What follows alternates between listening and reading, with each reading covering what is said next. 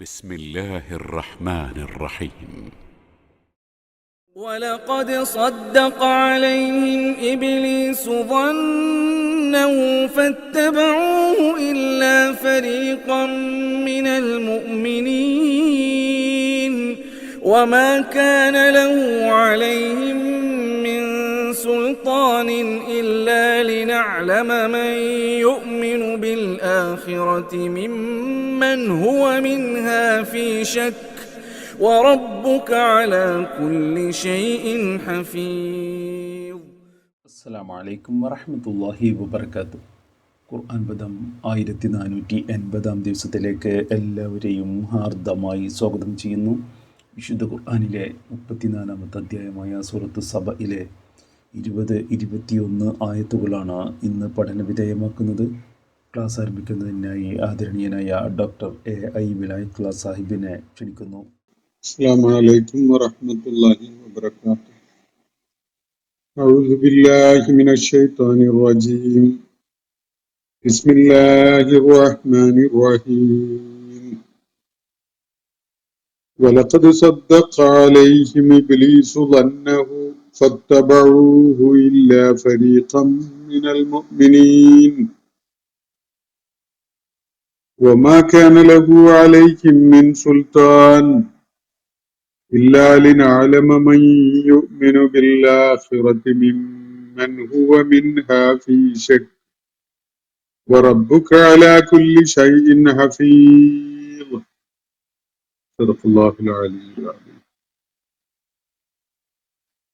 സൂറത്ത് സബയിലെ 20-21 ആയത്തുകളാണ് ഞാൻ നിങ്ങളെ കേൾപ്പിച്ചിട്ടുള്ളത്. 15-ാമത്തെ ആയത്തില് സബകാരെ പരാമർശിച്ചുകൊണ്ടുള്ള വിവരണം തുടങ്ങി. ഇന്ന് ഞാൻ നിങ്ങളെ കേൾപ്പിച്ചിട്ടുള്ള ഈ 20-21 ആയത്തുകളിലൂടെയാണ്, അല്ലെങ്കിൽ അതോടുകൂടിയാണ് ആ വിവരണം അവസാനിക്കുന്നത്. സബകാരുമായി ബന്ധപ്പെട്ടുകൊണ്ടുള്ള അതിൻ്റെ ചില വിശദാംശങ്ങൾ കൂടി നൽകിക്കൊണ്ട് ആ വിഷയം ഈ 2 ആയത്തുകളിലായിട്ട് ഉപസംഹരിക്കുകയാണ് എന്നത് നമുക്ക് കാണാൻ സാധിക്കും. ഇന്നലെ നമ്മൾ വായിച്ച ഭാഗത്ത്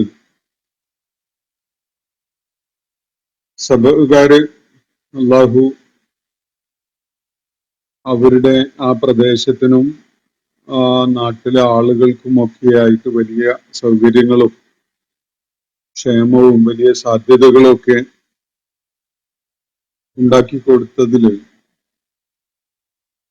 ഒട്ടും കൃതജ്ഞതയില്ലാത്ത പെരുമാറ്റവും നിലപാടും സ്വീകരിച്ച കാര്യവും അവരുടെ ഭാഗത്തു നിന്ന് അഹന്തയും കൃതജ്ഞതയും പ്രകടമാവുന്ന വിധത്തിലുള്ള സംസാരം ഉണ്ടായതും അതിനെ തുടർന്ന് വൈകാതെ തന്നെ ആ നാടിന് ഏറ്റവും വലിയ വിപത്ത് സംഭവിച്ച വിധത്തില് ആ സമൂഹം ഛിന്ന ഭിന്നമായി പോയ കാര്യവും ഒക്കെ പരാമർശിക്കപ്പെടുന്നത് നമ്മൾ കാണുകയുണ്ടായി.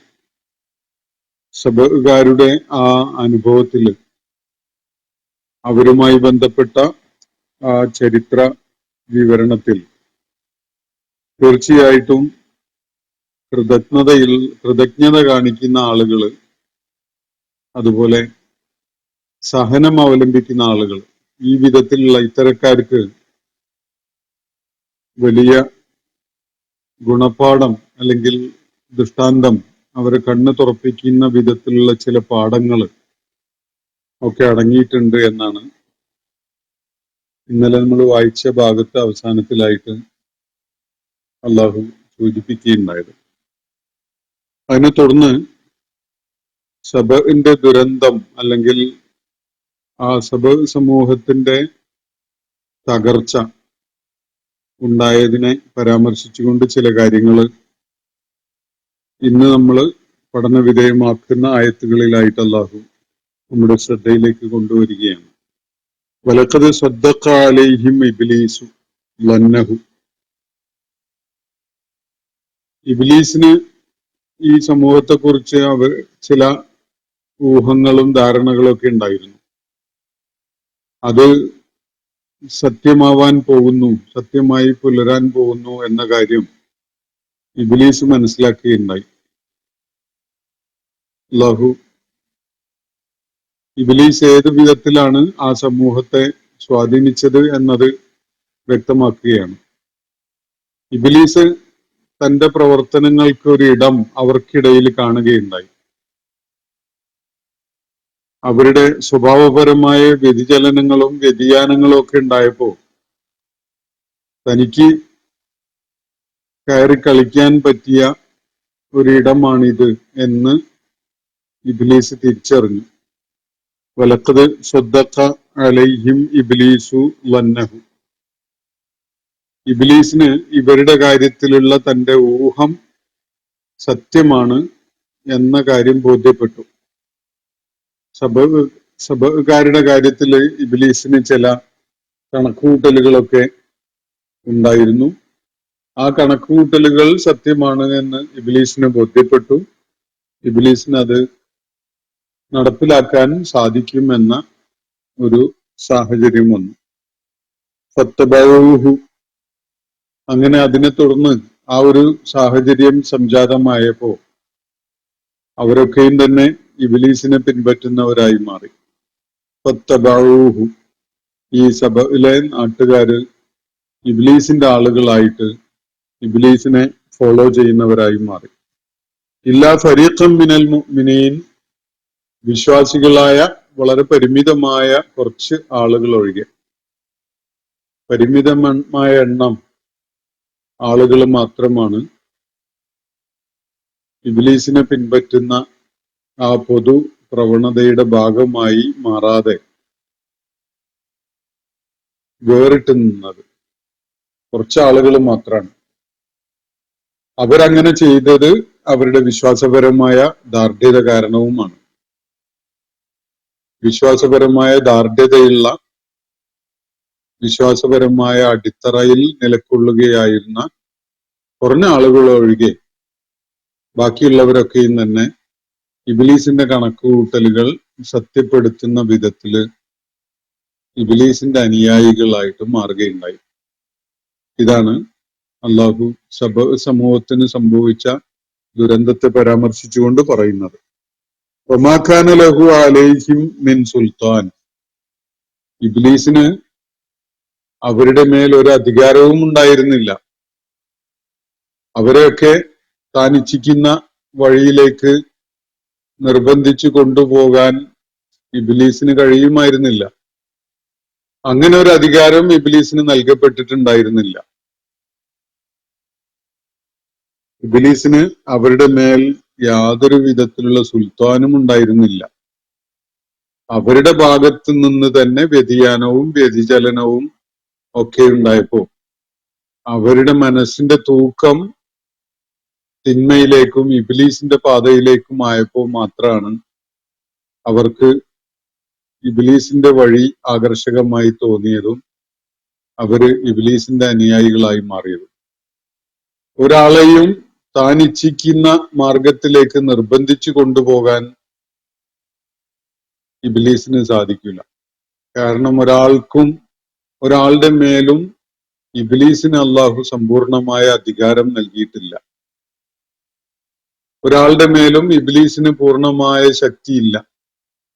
സ്വയം ഇബ്ലീസിന് അടിമപ്പെടാൻ മനസ്സുകൊണ്ട് പാകപ്പെടുന്ന ആളുകളുടെ കാര്യത്തിലല്ലാതെ വേറെയുള്ളവരെ ഒന്നും തന്നെ നിർബന്ധിച്ച് തന്റെ വഴിയിലേക്ക് കൊണ്ടുപോകാൻ ഇബ്ലീസിന് സാധിക്കുകയില്ല എന്നതാണ് വസ്തുത. അപ്പോ ഇവര് പിഴച്ചു പോയതിന്റെ പേരിൽ അവര് ഇബ്ലീസിനെ കുറ്റപ്പെടുത്തുന്നതിൽ വലിയ കഥയൊന്നുമില്ല. ഇബ്ലീസ് പ്രേരിപ്പിക്കും, പരമാവധി സമ്മർദ്ദം ചെലുത്തിയൊക്കെ നോക്കും, ശക്തമായ പ്രലോഭനങ്ങൾ പലതും ഇറക്കി കളിച്ചു എന്ന് വരും. പക്ഷെ അതൊക്കെ ഫലപ്രദമാകുന്നു എങ്കിൽ അതിനുള്ള യഥാർത്ഥ കാരണം ആരാണോ ഇബ്ലീസിനെ അടിമപ്പെടാനും ഇബ്ലീസിനെ പിൻപറ്റാനും ഒക്കെ മുതിരുന്നത് അവരുടെ മനസ്സിന്റെ അതിനനുകൂലമായുള്ള ചായലും അങ്ങോട്ടുള്ള ചാഞ്ഞു നിൽക്കലും ഒക്കെയാണ് അതിനുള്ള കാരണം എന്നതാണ് അള്ളാഹു ഇവിടെ ചൂണ്ടിക്കാണിക്കുന്നത്. ഒരാളുടെയും കാര്യത്തില് അയാളെ നിർബന്ധിച്ച് താനിച്ചിരിക്കുന്ന വഴിയിലേക്ക് കൊണ്ടുപോകാൻ ഇബ്ലീസിന് അള്ളാഹു ഒരു സുൽത്താനും ഒരു ശക്തിയും ഒരു അധികാരവും നൽകിയിട്ടില്ല. ഇല്ലാലിനാഴലമ, പിന്നെ എന്തുകൊണ്ടാണ് ഇങ്ങനെ സംഭവിക്കുന്നത് എന്നതല്ലേ. അതിനുള്ള സാഹചര്യം അള്ളാഹു ഒരുക്കുന്നത് എന്തിനു വേണ്ടിയാണ് എന്നാണ് തുടർന്ന് പറയുന്നത്. പലരും ഇവിടെ ഈ വേദിയിൽ ഇത്തരം ചോദ്യങ്ങൾ ഉന്നയിക്കാറുണ്ട്. അള്ളാഹു ഇച്ഛിക്കുന്നുവെങ്കിൽ ഇവരെയൊക്കെ ശരിയായ മാർഗത്തിലേക്ക് അവന് തന്നെ ആക്കാമായിരുന്നില്ലേ? ഇത്രയൊക്കെ കഷ്ടപ്പെട്ട് അവരോട് ഈ കാര്യങ്ങൾ പറഞ്ഞ് പ്രേരിപ്പിച്ച് ദൂതന്മാരെ അയച്ചു ഒക്കെ അത് ചെയ്യേണ്ടതുണ്ടോ എന്നൊക്കെയുള്ള വിധത്തിൽ പല ചോദ്യങ്ങളും ഇവിടെ ഉന്നയിക്കപ്പെടാറുണ്ട്. അതിനുള്ള മറുപടിയാണ് അള്ളാഹു ഇവിടെ നൽകുന്നത്. എന്തുകൊണ്ട് ഇബ്ലീസിന് ഇവര് വഴിപ്പെട്ടു?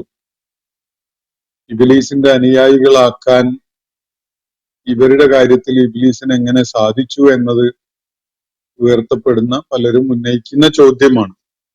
അപ്പോ കാരണം ഇതാണ്, ഇല്ലാ ലിനഅലമ മൻ യുഅ്മിനു ബിൽ ആഖിറതി. പാരത്രിക ലോകത്ത് ആരാണ് വിശ്വസിക്കുന്നത്, ആർക്കാണ് വിശ്വാസമുള്ളത്? മിമ്മൻ ഹുവ മിൻഹാ ഫീ ശക്കിൻ, അതിനെക്കുറിച്ച് സന്ദേഹമുള്ള ആളുകളിൽ യഥാർത്ഥത്തിൽ വിശ്വാസമുള്ള ആളുകൾ ആരാണ് എന്ന വിധത്തിൽ നമുക്ക് കാര്യങ്ങളെ വേർതിരിക്കുന്നതിന് വേണ്ടിയാണ് അങ്ങനെ ഒരു സാഹചര്യം നാം ഒരുക്കിയിട്ടുള്ളത് എന്നാണ് അള്ളാഹു ഇവിടെ പറയുന്നത്. അപ്പോ ഇബ്ലീസിന് കയറി കളിക്കാൻ അവസരം ഉണ്ടാകുന്നത് ഈ ആളുകളുടെ മനസ്സിൽ മരണാനന്തര ജീവിതം എന്ന കാര്യത്തെക്കുറിച്ച് സംശയം ഉടലെടുത്തു എന്നതാണ്. ഈ ആളുകളിൽ മരണാനന്തര വിഷയത്തിൽ ആഖിറത്തിന്റെ കാര്യത്തിൽ അവരിൽ ശക്ക് രൂപപ്പെട്ടു, സംശയം, സന്ദേഹം ഉണ്ടായി വന്നു. അങ്ങനെ സന്ദേഹം, ആഖിറത്തിന്റെ കാര്യത്തിൽ ദൃഢബോധ്യമില്ലാതെ മരണാനന്തരം ഒരു ജീവിതം എന്ന കാര്യത്തില് ഉണ്ടെങ്കിലുണ്ട് ഇല്ലെങ്കിലില്ല എന്ന നിലപാടിലേക്ക് വന്ന ആ ആളുകളെ ഇബ്ലീസിന് എളുപ്പത്തില് വട്ടിലാക്കാൻ സാധിക്കും. മനസ്സിന് അങ്ങനെ ചാഞ്ചല്യം കുടുങ്ങിക്കഴിഞ്ഞാൽ അത്തരം ആളുകളെ എളുപ്പത്തില് കൂടെ കൂട്ടാനും പ്രലോഭിപ്പിക്കാനും അനുയായികളാക്കാനും അതിനപ്പുറത്തേക്ക് അടിമപ്പെടുത്താനും ഒക്കെ ഇബ്ലീസിന് സാധിക്കും. അപ്പൊ ഇതാണ് സംഭവിച്ചിട്ടുള്ളത്. ആഖിറത്തിന്റെ കാര്യത്തിൽ, പാരത്രിക ജീവിതത്തിന്റെ കാര്യത്തിൽ സംശയമുള്ള ഒരു സമൂഹം, ആ സമൂഹത്തിൽ യഥാർത്ഥത്തിൽ പാരത്രിക ജീവിതത്തിൽ ദൃഢബോധ്യമുള്ള വിശ്വാസമുള്ളവരാര് എന്ന വിധത്തിൽ വേർതിരിക്കണമെങ്കിൽ അതിന് പറ്റിയൊരു സാഹചര്യം ഒരുക്കണം. അങ്ങനെയുള്ള ഒരു സാഹചര്യം ഒരുക്കുകയാണ് അള്ളാഹു ചെയ്തിട്ടുള്ളത്. ആ ഒരു സന്ദർഭത്തില് ഇവരില് ബഹുഭൂരിപക്ഷം പേരും ഇബ്ലീസിന്റെ അനുയായികളായിക്കൊണ്ട് പരലോക നിഷേധത്തിന്റെ ആളുകളായിട്ട് നിലകൊള്ളുകയാണ് ചെയ്തത് എന്നതാണ് ഇവിടെ ചൂണ്ടിക്കാണിക്കപ്പെടുന്ന കാര്യം. ഇല്ലാലിനഅലമ മൻ യുഅ്മിനു ബിൽ ആഖിറതി മിമ്മൻ ഹുവ മിൻഹാ ഫീ ശക്കിൻ. പാരത്രിക ജീവിതത്തെക്കുറിച്ച്, ആഖിറത്തിനെ കുറിച്ച്, മരണാനന്തര ജീവിതത്തെക്കുറിച്ച് സംശയത്തില് അകപ്പെട്ടു പോയ ഒരു സമൂഹത്തിന്റെ കാര്യത്തിൽ അവരിൽ യഥാർത്ഥത്തിൽ പാരത്രിക ജീവിതത്തിൽ വിശ്വസിക്കുന്നവരാര് എന്ന വിധത്തില് അവരെ വേർതിരിച്ച് മനസ്സിലാക്കുന്നതിന് വേണ്ടി, അവരെ വേർതിരിക്കുന്നതിന് വേണ്ടി നാം ഒരു സാഹചര്യം ഒരുക്കി എന്നതല്ലാതെ ഇബ്ലീസിന് അവരുടെ മേൽ യാതൊരു അധികാരവും ഉണ്ടായിരുന്നില്ല എന്നാണ് അള്ളാഹു ഇവിടെ പറയുന്നത്. ഇബ്ലീസ് തീർച്ചയായിട്ടും മനുഷ്യനെ പ്രലോഭിപ്പിച്ചുകൊണ്ടേയിരിക്കും, മനുഷ്യനെ സമ്മർദ്ദത്തിലാക്കും, പ്രേരിപ്പിക്കുകയും ആകർഷിക്കുകയും ഒക്കെ ചെയ്തുകൊണ്ടിരിക്കും. പക്ഷെ അതുകൊണ്ടൊന്നും ഒരാളും ഇബ്ലീസിന്റെ വഴി സ്വീകരിക്കാൻ നിർബന്ധിതരാകുന്ന വിഷയം വരുന്നില്ല. അങ്ങനെ നിർബന്ധിതമാവുന്നത് യഥാർത്ഥത്തിൽ അയാളുടെ തന്നെ മനസ്സ് അതിലേക്ക് ചായുന്നത് കൊണ്ട് മാത്രമാണ്. ഇങ്ങനെ ഒരു അവസ്ഥ സംജാതമാവുന്നത് അള്ളാഹു മനുഷ്യനെ പരീക്ഷിക്കുവാൻ തീരുമാനിച്ചത് കൊണ്ടാണ്. പാരത്രിക ജീവിതത്തിൽ യഥാർത്ഥത്തിൽ വിശ്വാസമുള്ളവരാര്, വിശ്വാസം ഇല്ലാത്ത അല്ലെങ്കിൽ സംശയത്തിൽ കഴിയുന്നവരാര് എന്ന വിധത്തിൽ ആളുകളെ രണ്ട് വിഭാഗങ്ങളായി വേർതിരിക്കാൻ അള്ളാഹു തീരുമാനിച്ചു എന്നതുകൊണ്ടാണ് ഇബ്ലീസിന് ഇങ്ങനെ ഒരു അവസരം കൈവന്നതും ഈ ആളുകൾ ഇബ്ലീസിന്റെ അനുയായികളായി മാറാൻ തീരുമാനിച്ചത്. ഇതാണ് അള്ളാഹു വ്യക്തമാക്കുന്ന കാര്യം. ഇല്ലാലിനഅലമ മൻ യുഅ്മിനു ബിൽ ആഖിറതി മിമ്മൻ ഹുവ മിൻഹാ ഫീ ശക്ക്. എന്നിട്ട് അള്ളാഹു തുറന്നു പറയുന്നത് വറബ്ബുക അലാ കുല്ലി ശൈഇൻ ഹഫീൽ. നിന്റെ നാഥൻ എല്ലാറ്റിനും സാക്ഷിയായിട്ട് നിരീക്ഷകനായിട്ട് നിലകൊള്ളുന്നുണ്ട്. ആരൊക്കെ എന്തൊക്കെ റോള് ഓരോന്നിലും വഹിച്ചു എന്ന കാര്യം സൂക്ഷ്മമായിട്ട് നിന്റെ നാഥന് അറിയാം. ആരും തന്നെ അർഹിക്കാത്ത എന്തെങ്കിലും നേട്ടം കൈവരിക്കാനോ അല്ലെങ്കിൽ ഉത്തരവാദിത്തമില്ലാത്ത ഒരു സംഗതിയുടെ പേരിൽ ശിക്ഷ ഏറ്റുവാങ്ങാനോ അവസരം ഉണ്ടാവില്ല. തീർച്ചയായിട്ടും ഓരോരുത്തരുടെയും പങ്ക് ഓരോ വിഷയത്തിലും ഉള്ളത് എത്രത്തോളമാണ് എന്നത് കൃത്യമായി മനസ്സിലാക്കുന്ന വിധത്തിൽ അവൻ സൂക്ഷ്മമായിട്ട് നിരീക്ഷിച്ചു കൊണ്ടിരിക്കുന്നുണ്ട്, എല്ലാം കാണുന്നുണ്ട്. റബ്ബുക അലാ കുല്ലി ശൈഇൻ ഹഫീൽ. എല്ലാറ്റിന്റെയും കാര്യത്തില് എല്ലാം കണ്ടും മനസ്സിലാക്കിയും അതിന്റെ സാക്ഷിയായിക്കൊണ്ട് അള്ളാഹു ഉണ്ട് എന്നാണ് അള്ളാഹു ഇവിടെ നബി സല്ലല്ലാഹു അലൈഹി വസല്ലമയെ അഭിസംബോധന ചെയ്തുകൊണ്ട് പറയുന്നത്. അപ്പോ സബഅ് സമൂഹത്തിന് ഇന്നലെ നമ്മൾ വായിച്ച ആയത്തുകളിൽ പരാമർശിക്കപ്പെട്ട വിധത്തില് വലിയ തിരിച്ചടി ഉണ്ടായി. അവരൊട്ടും പ്രതീക്ഷിക്കാത്ത ഘട്ടത്തില് അവരുടെ ഏറ്റവും പ്രൗഢമായിരുന്ന നേട്ടം എന്ന് കരുതിയിരുന്ന അണ തകർന്ന് അതിൽ നിന്ന് അതിശക്തമായ ജലപ്രവാഹം ഉണ്ടാവുകയും അവരുടെ കൃഷിയിടങ്ങളും തോട്ടങ്ങളും ഒക്കെ പൂർണ്ണമായും നശിച്ചു പോവുകയും പിന്നീട് ആ അണ പുനർനിർമ്മിക്കാൻ കഴിയാതെ വരികയും ആ ഭൂപ്രദേശങ്ങളിലൊക്കെ തന്നെ ജലദൗർലഭ്യത രൂക്ഷമായി അനുഭവപ്പെടുകയും അതിനെ തുടർന്ന് നേരത്തെ സമൃദ്ധിയുടെ തോട്ടങ്ങളായിരുന്ന ഇടങ്ങളൊക്കെ മരുഭൂമിയിലെ സ്ഥലങ്ങള് പോലെ പാഴ്മരങ്ങളും അതുപോലെ ഉപയോഗശൂന്യമായ പല ചെടികളും മാത്രം വളരുന്ന ഒരിടമായിട്ട് മാറുകയാണ് ഉണ്ടായത്. സമ്പൽ സമൃദ്ധിയിൽ വലിയ മുന്നേറ്റവും നടത്താൻ സാധിച്ചിരുന്ന ഒരു സമൂഹം അതിന്റെ സാമ്പത്തികമായ അടിത്തറ തന്നെ തകർന്ന വിധത്തിലായി, നിവൃത്തിയില്ലാതെയായി അവിടെ ഉണ്ടായിരുന്ന ആളുകള് പല ഭാഗങ്ങളിലേക്കായിട്ട് പലായനം ചെയ്ത് പോവേണ്ടി വന്നു.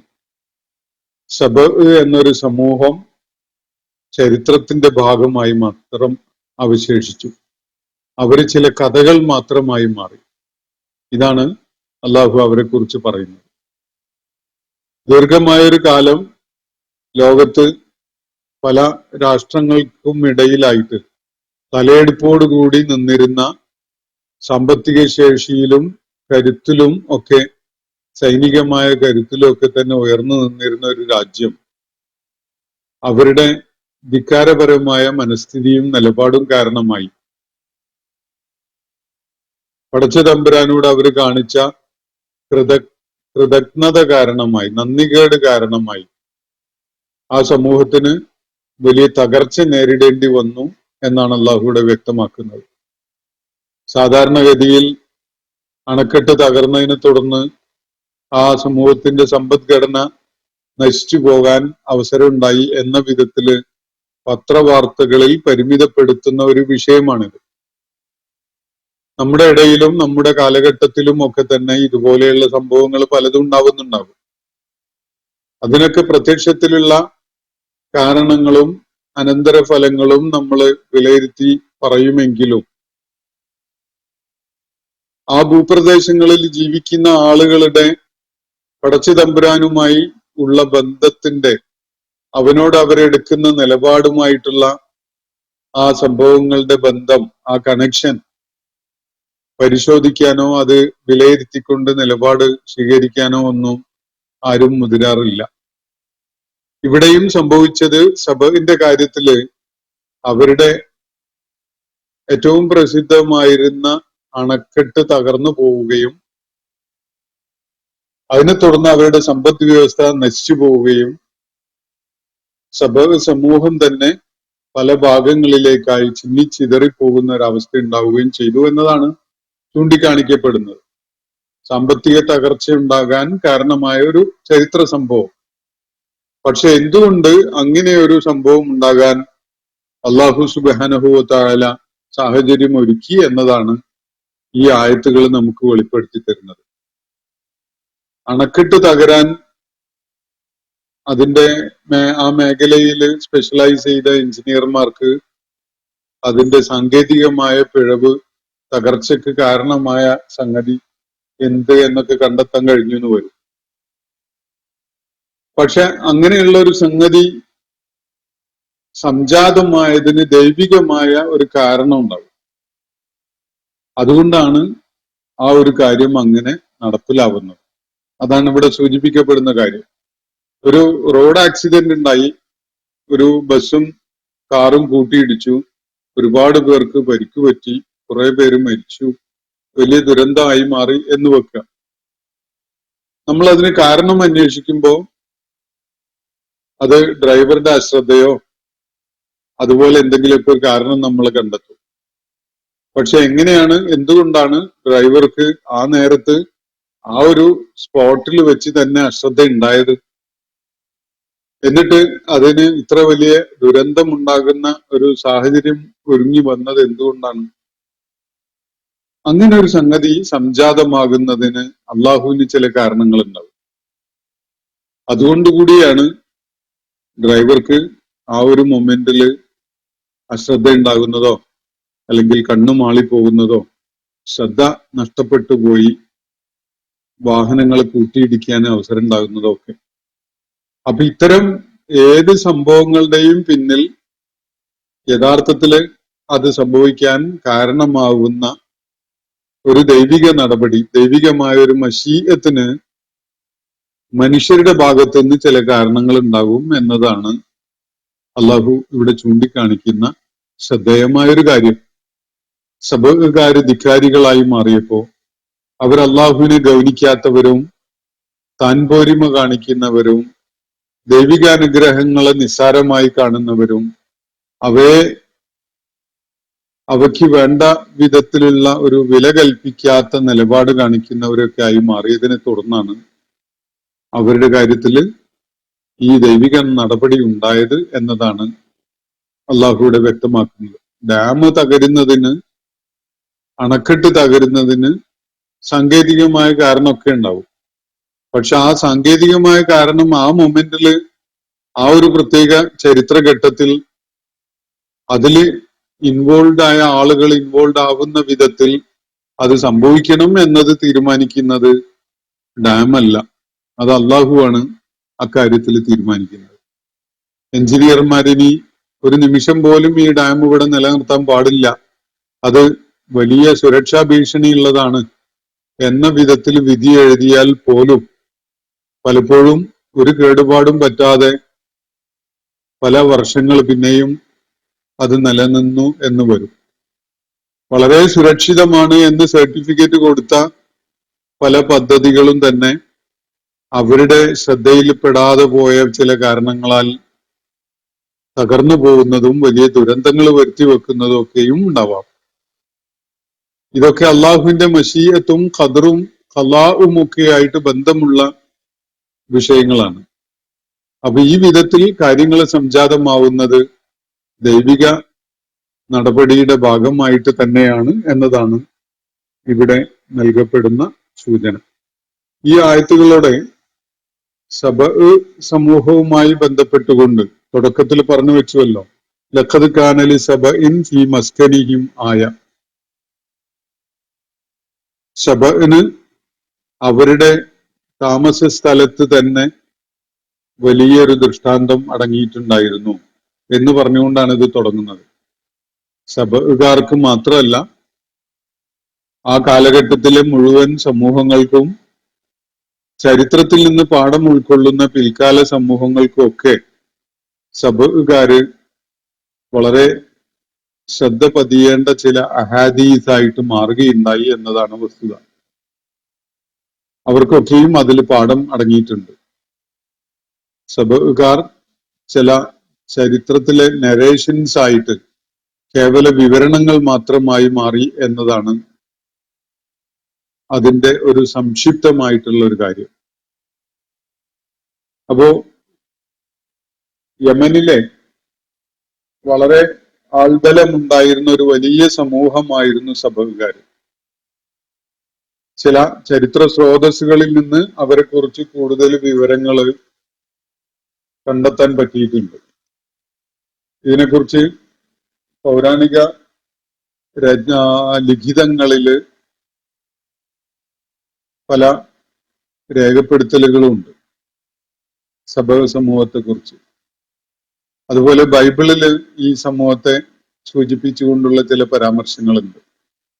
പുരാവസ്തു ഗവേഷകര് കണ്ടെത്തിയ വളരെ പൗരാണികമായ സ്ക്രിപ്റ്റുകളിൽ ചില സൂചനകളുണ്ട്. ഇതൊക്കെ ചേർത്ത് വെച്ചുകൊണ്ട് സബഇന്റെ ചരിത്രം വിലയിരുത്തുമ്പോൾ നമുക്ക് കണ്ടെത്താൻ കഴിയുന്ന ചില വസ്തുതകൾ ഞാൻ സംക്ഷിപ്തമായിട്ട് നിങ്ങളുമായിട്ട് പങ്കുവെക്കാം. വളരെ വലിയ ആൾബലം ഉണ്ടായിരുന്ന അറേബ്യയിലെ ഒരു പ്രബല സമൂഹമായിരുന്നു സബഅ് എന്നാണ് മനസ്സിലാക്കാൻ പറ്റുന്നത്. ഒരു ഹദീസിൽ നബി സല്ലല്ലാഹു അലൈഹി വസല്ലം വ്യക്തമാക്കുന്നത് സബഅ് എന്നത് ഒരു അറബിയുടെ പേരായിരുന്നു, അറബ് സമൂഹത്തിലെ ഒരു വ്യക്തിയുടെ പേരായിരുന്നു. അയാളുടെ വംശപരമ്പരയിൽ നിന്ന് രൂപപ്പെട്ടു വന്ന ഗോത്രങ്ങൾ ഹിന്ദ, ഹിമ്യർ, അസദ്, അഷി, മദഹിജ്, അൻമാർ, അൻമാറിന്റെ 2 ബ്രാഞ്ചസ് ആയ ഹഷമും ബജീലയും, അതുപോലെ ആമീല, ലഖം, ജുദാം, ഗസാൻ തുടങ്ങിയ ഗോത്രങ്ങളൊക്കെ ഉടലെടുക്കുന്നത് ഈ സബഅ് എന്ന വ്യക്തിയിൽ നിന്നാണ്. അയാളുടെ സന്താന പരമ്പരയാണ് ഇങ്ങനെ വിവിധ പേരുകളിൽ അറിയപ്പെട്ട ഗോത്രങ്ങളായിട്ട് പിൽക്കാലത്ത് കാലങ്ങൾ കൊണ്ട് രൂപപ്പെടുന്നത്. അപ്പോ വളരെ പൗരാണിക കാലം മുതൽ തന്നെ സബഅ്കാര് വളരെ അധികാരശേഷിയും അതുപോലെ ഒരു രാഷ്ട്രീയ ശക്തിയും ഒക്കെ ആയിരുന്ന ഒരു കൂട്ടരാണ്. BC 2500 ഊർ രേഖകളില് സാബൂം എന്ന ഒരു പരാമർശം കാണാം. ക്രിസ്തുവിന് മുമ്പ് 2500 വർഷങ്ങൾക്ക് മുമ്പ് ഉള്ള ഒരു ഡോക്യുമെന്റിൽ തന്നെ ഈ സബഅ് സമൂഹത്തെ പരാമർശിക്കുന്ന വിധത്തില് ചില സൂചനകൾ ഉണ്ട് എന്നാണ് സൂചിപ്പിക്കപ്പെടുന്നത്. ബാബിലോണിയൻ അതുപോലെ അസീരിയൻ രേഖകളിലും ബൈബിളിലും ഇവരെ കുറിച്ച് പരാമർശമുണ്ട് എന്നതും ചൂണ്ടിക്കാണിക്കപ്പെടുന്നുണ്ട്. ഇവരുടെ ജന്മദേശം യഥാർത്ഥത്തിൽ യമൻ ആയിരുന്നില്ല. അവരുടെ ചരിത്രം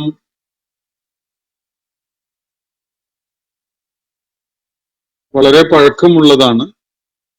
ഒരു സമൂഹം എന്ന നിലക്ക് അവര് വലിയ പ്രസിദ്ധി ആർജിക്കുന്നത് ദാവൂദ് അലൈഹിസ്ലാമിന്റെയും സുലൈമാൻ അലൈഹിസ്ലാമിന്റെയും കാലഘട്ടത്തിലാണ്.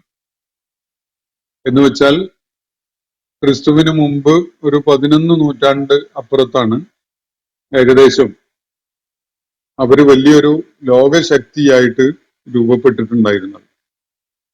ആ ഘട്ടത്തിൽ അവര് വലിയ സ്വാധീനവും ശക്തിയും ഒക്കെ പ്രകടിപ്പിച്ചിരുന്ന ഒരു സമൂഹമായിരുന്നു. മുഖ്യമായിട്ടും സൂര്യ ആരാധകരായിരുന്നു ആ ഘട്ടത്തിൽ അവര്. ആ സന്ദർഭത്തിലാണ് സുലൈമാൻ അലൈഹിസ്സലാം അവരുടെ അധിപതിയായിരുന്ന രാജ്ഞിയായിരുന്ന ബൽഖീസിന് സന്ദേശം അയക്കുന്നതൊക്കെ. അത് വിശുദ്ധ ഖുർആൻ വേറെ ഒരിടത്ത് വിശദമായിട്ട് പരാമർശിക്കുന്നുണ്ട്. അപ്പോ ക്രിസ്തുവിന് മുമ്പ് 965 മുതൽ 926 വരെയുള്ള കാലഘട്ടത്തില് സബഅ് ഭൂപ്രദേശം ബൽഖീസ് രാജ്ഞിയുടെ സുലൈമാൻ അലൈഹി ഇസ്ലാമിന്റെ കൊട്ടാരം സന്ദർശിക്കുന്നതിനെ തുടർന്ന് സുലൈമാൻ അലൈഹി ഇസ്ലാമിന്റെ നിയന്ത്രണത്തിൽ വരികയാണ് ആ ഭൂപ്രദേശം. അങ്ങനെ ആ രാജ്യം എല്ലാവരും തന്നെ സുലൈമാൻ അലൈഹി ഇസ്ലാമിൽ വിശ്വാസം ഉൾക്കൊള്ളുന്നവരായി മാറി. ആ സമൂഹം ഒരു മുസ്ലിം സമൂഹമായിട്ട് വളർന്നു രൂപപ്പെട്ടു. എന്നാൽ പിന്നീട് നൂറ്റാണ്ടുകൾക്ക് ശേഷം ആ സമൂഹം വീണ്ടും വ്യതിചലിക്കുകയും അവര് ബഹുദൈവാരാധന ഉള്ള ആളുകളായി മാറുകയും ചെയ്യണം. അവര് അൽമക്ക, അഷ്തർ, ദാത്തുൽ ഹമീം, ദാത്തു ബോദാൻ, ഹുബസ്, ഹർമതം തുടങ്ങിയ വിഗ്രഹങ്ങളുടെ ആരാധകരായിട്ട് അവർ മാറി. ഇതിൽ ചിലത് ചന്ദ്രദേവിയും അതുപോലെ സൂര്യദേവിയും ഒക്കെയാണ്.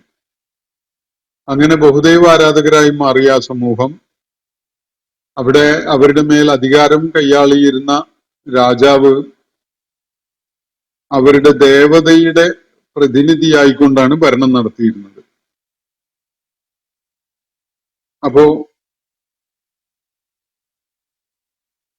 അൽമക്കയുടെ ക്ഷേത്രം രാജ്യത്ത് ധാരാളം ഉണ്ടായിരുന്നു എന്നതാണ് ചരിത്ര സ്രോതസ്സുകൾ വെളിപ്പെടുത്തുന്നത്. അൽമക്ക അവരുടെ ചന്ദ്രദേവിയുടെ പേരാണ്.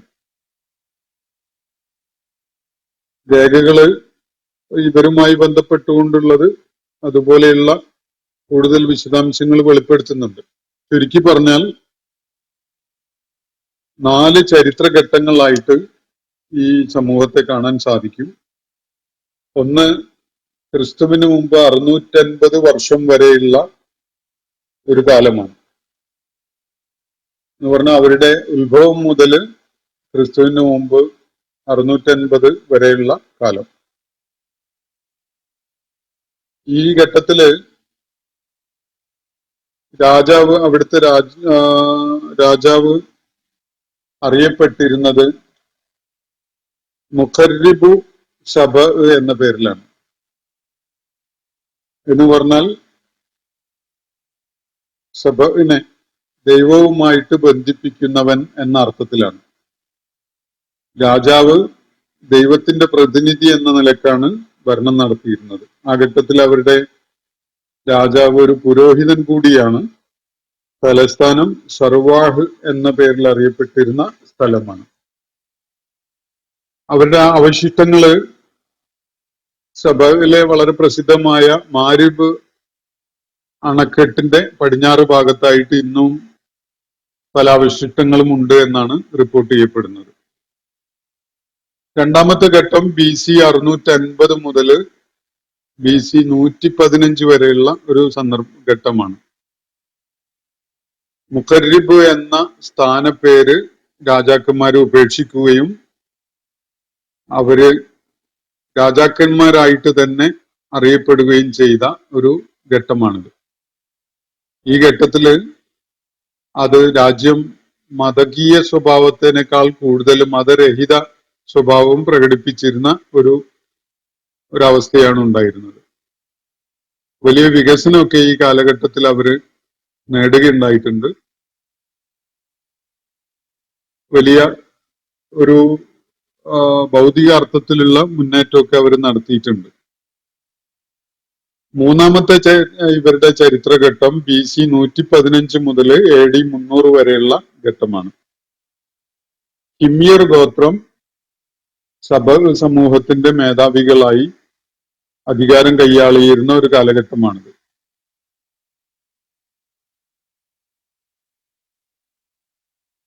ഇവരെ തലസ്ഥാനം ഹിമ്യറുടെ കേന്ദ്രമായ റൈദാനിലേക്ക് മാറ്റുന്നുണ്ട് ആ ഘട്ടത്തിൽ.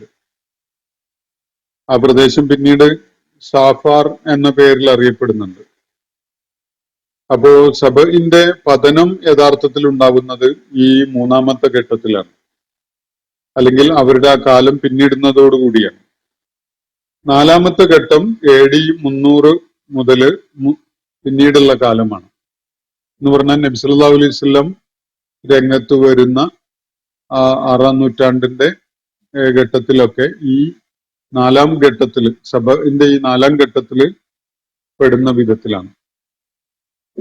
അപ്പോ ആ ഘട്ടത്തിലാണ് ഈ ഭൂപ്രദേശം അബിസീനിയക്കാരുടെ, എത്യോപ്യക്കാരുടെ നിയന്ത്രണത്തിലാവുന്നതും അവിടെ ഉണ്ടായിരുന്ന യഹൂദ രാജാവ് ക്രൈസ്തവരെ വല്ലാതെ ദ്രോഹിച്ചതിനെ തുടർന്ന്, അത് ഖുർആൻ പരാമർശിക്കുന്ന ഉഹ്ദൂദ് സംഭവമുണ്ട്, അതിനെ തുടർന്ന് എത്യോപ്യൻ രാജാവ് യമൻ കീഴടക്കി അവരുടെ അധീനതയിൽ കൊണ്ടുവരുന്നത്. അങ്ങനെ യമന്റെ മേൽ എത്യോപ്യൻ രാജാവിന്റെ പ്രതിനിധിയായി അബ്രഹത്ത് രാജാവ് ഭരണം നടത്തിക്കൊണ്ടിരിക്കുമ്പോഴാണ്, ആ ഘട്ടത്തിലാണ് നബി സല്ലല്ലാഹു അലൈഹി വസല്ലം ജനിക്കുന്ന അതുപോലെയുള്ള സംഭവങ്ങളൊക്കെ ഉണ്ടാവുന്നത്. അബ്രഹത്ത് രാജാവ് നബി സല്ലല്ലാഹു അലൈഹി വസല്ലം ജനിക്കുന്ന ആ വർഷമാണ് മക്ക ആക്രമിക്കാൻ വേണ്ടി, കഅബ തകർക്കാൻ വേണ്ടി പുറപ്പെട്ട സംഭവമൊക്കെ അരങ്ങേറുന്നത് ആ വർഷത്തിലാണ്. അപ്പോ യമന്റെ ഈ സദ്ദു മാറബ് എന്ന പേരിൽ അറിയപ്പെട്ടിരുന്ന ആ അണക്കെട്ട് തകരുന്നത് ഏകദേശം AD 450-ലോ 451-ലോ ഒക്കെയാണ്. എന്ന് പറഞ്ഞാൽ നബി സല്ലല്ലാഹു അലൈഹി വസല്ലം ജനിക്കുന്നതിന്റെ ഒരു നൂറ്റാണ്ടിലേറെ മുമ്പാണ് ഈ സംഭവം ഉണ്ടാകുന്നത്, സദ്ദ് മാറബ് തകരുന്നത്. അതിനെ തുടർന്നാണ് ഈ സബഅ് സമൂഹം അറേബ്യയുടെ പല ഭാഗങ്ങളിലേക്കായിട്ട് ചിതറിപ്പോവേണ്ടി വരുന്നത്. ഈ സബഅ് സമൂഹത്തിന്റെ സാമ്പത്തികമായ ഭദ്രത തകർന്നു പോവുകയും ആ ഭൂപ്രദേശം ജനവാസയോഗ്യമല്ലാതായി മാറുകയൊക്കെ ചെയ്യുന്നത് ഈ ശരിക്കും മഴച്ചാലുകൾ തടകെട്ടി നിർത്തി വലിയ അണക്കെട്ടാക്കി അതിൽ നിന്ന് വെള്ളം എല്ലാ ഭാഗങ്ങളിലേക്കും തിരിച്ചു വിടുന്ന കനാലുകൾ നിർമ്മിച്ചുകൊണ്ടായിരുന്നു യമനിലെ ഈ ഭൂപ്രദേശത്തെ വലിയ ഉദ്യാനങ്ങളും തോട്ടങ്ങളും ഒക്കെ ആക്കി അവർ മാറ്റിയിട്ടുണ്ടായിരുന്നത്. പക്ഷെ സദ്ദു മഅറബിന്റെ തകർച്ചയോടുകൂടി ആ പ്രദേശം മരുഭൂമിയുടെ ഒരവസ്ഥയിലേക്ക് മാറുകയാണ്. പിന്നീട് അത് പുനർനിർമ്മിക്കാൻ ആർക്കും രംഗത്ത് വരാൻ സാധിക്കുകയുണ്ടായില്ല എന്നതാണ് ചരിത്രം വെളിപ്പെടുത്തുന്ന കാര്യം. അങ്ങനെ ഈ സമൂഹത്തിൽപ്പെട്ട ഒരു 1-2 വിഭാഗങ്ങളാണ് അറേബ്യയില് യസ്രിബ് പ്രദേശത്ത് ഔസ് ഖസ്റജ് ഗോത്രങ്ങൾ എന്ന പേരിൽ അറിയപ്പെടുന്നവരായി അറേബ്യയിൽ വന്ന് അറേബ്യയിലെ മദീന യസ്രിബ് പ്രദേശത്ത് താമസമാക്കുന്നത്. നബി സല്ലല്ലാഹു അലൈഹി വസല്ലം ഹിജ്റ ചെയ്ത് മദീനയിൽ എത്തുമ്പോൾ അദ്ദേഹത്തിന് ആതിഥ്യമരുളിക്കൊണ്ട് അദ്ദേഹത്തെ സ്വീകരിക്കുന്നതിൽ മുന്നിട്ട് രംഗത്ത് വന്ന കൂട്ടരാണ് ഈ ഔസ് ഖസ്റജ് ഗോത്രങ്ങളിൽപ്പെട്ട ആളുകൾ. അപ്പോ ഇങ്ങനെയൊക്കെയാണ് ഇവരുടെ ചരിത്രം. ഇവര് മുഖ്യമായിട്ടും ആശ്രയിച്ചിരുന്നത് കൃഷിയെയും അതുപോലെ കച്ചവടത്തെയുമാണ്. കടൽ വഴിയുള്ള വാണിജ്യ സാധ്യതകൾ ഏറ്റവും കൂടുതൽ പ്രയോജനപ്പെടുത്തിക്കൊണ്ട് ആ മേഖലയിൽ വലിയ മേധാവികളായിട്ട് അവർ നിലകൊണ്ടിരുന്നു. കാർഷിക രംഗത്ത് ജലസേചന പദ്ധതി അതിവിസ്മയകരമായ വിധത്തിൽ നടപ്പിലാക്കിക്കൊണ്ട് അതും വലിയ വിജയമാക്കി മാറ്റാൻ അവർക്ക് സാധിച്ചിട്ടുണ്ടായിരുന്നു. സമുദ്ര വ്യാപാരം പൂർണ്ണമായിട്ടും സബഅുകാരുടെ കയ്യിലായിരുന്നു അവരുടെ തകർച്ച സംഭവിക്കുന്നത് വരെ. അപ്പോ AD 1-ാം നൂറ്റാണ്ടോടെയാണ് വ്യാപാര രംഗത്തുള്ള അവരുടെ മേധാവിത്വമൊക്കെ തകർന്നു പോകുന്നതും ആ മേഖലയില് ഗ്രീക്ക് റോമൻ ശക്തികള് പിടിമുറുക്കുന്നതും ഒക്കെ. അപ്പോ അള്ളാഹുവിന്റെ കോപം കാരണമായി ഉണ്ടായ ഒരു ദൈവിക നടപടിയുടെ കാരണമായിട്ടാണ് ഈ സബഅ് സമൂഹത്തിന്റെ തകർച്ചയ്ക്ക് കാരണമാകുന്ന വിധത്തിലുള്ള ആ ദുരന്തം സംഭവിക്കുന്നത് എന്നതാണ് ഖുർആൻ ഇവിടെ ചൂണ്ടിക്കാണിച്ചിട്ടുള്ള കാര്യം. ഞാൻ സബഅിന്റെ ചരിത്രം ഒരുപാട് വിശദാംശങ്ങൾ ഇനിയും പല സ്രോതസ്സുകളിലും ലഭ്യമായത് ധാരാളമുണ്ട്, അതിലേക്കൊന്നും പോകുന്നില്ല. വളരെ സംക്ഷിപ്തമായിട്ട് നിങ്ങളുടെ ശ്രദ്ധയിൽ സമൂഹത്തിന്റെ 4 ഘട്ടങ്ങൾ അടങ്ങിയിട്ടുള്ള ചരിത്രം ഒന്ന് കോറിയിട്ടു എന്നേ ഉള്ളൂ. അതിലൊരു ഘട്ടത്തിൽ സുലൈമാൻ അലൈഹിസ്ലാമും ദാവൂദ് അലൈഹിസ്ലാമും അവരെ നന്നായി സ്വാധീനിച്ചിരുന്നു. അതിനെ തുടർന്ന് സുലൈമാൻ അലൈഹി ഇസ്ലാമിന്റെ നിയന്ത്രണത്തിലായിരുന്നു ആ ഭൂപ്രദേശം. പിന്നീട് മുഹമ്മദ് നബി സല്ലല്ലാഹു അലൈഹി വസല്ലമയുടെ കാലത്തും ആ സമൂഹത്തിലെ ചില വിഭാഗങ്ങൾ ഇസ്ലാമിലേക്ക് കടന്നു വരുന്നുണ്ട്.